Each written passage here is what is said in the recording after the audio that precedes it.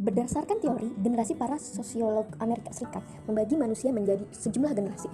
Generasi era depresi, generasi Perang Dunia Kedua, generasi pasca Perang Dunia II, generasi baby boomer 1, generasi baby boomer 2, generasi X, generasi Y alias milenial, lalu generasi Z.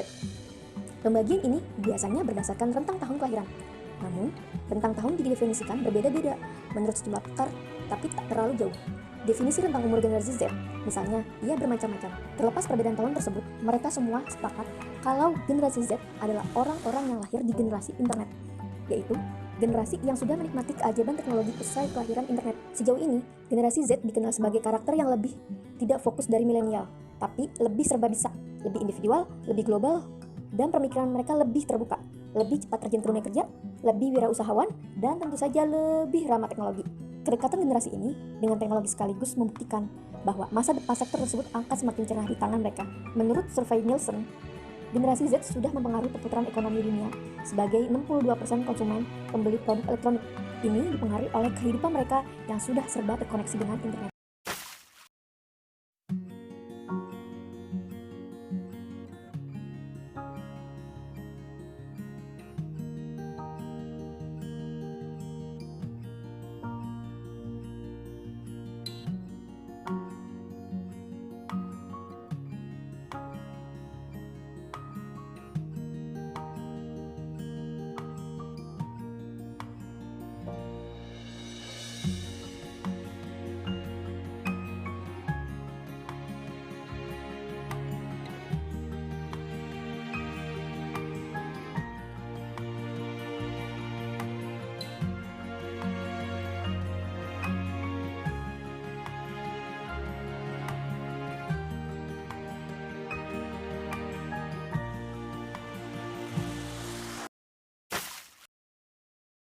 Kalian tahu nggak kenapa Gen Z itu generasi yang kuat tapi sensitif banget? Menurut observasi sendiri, tujuan utamanya Gen Z fight adalah supaya semua orang itu feel accepted, included, and loved.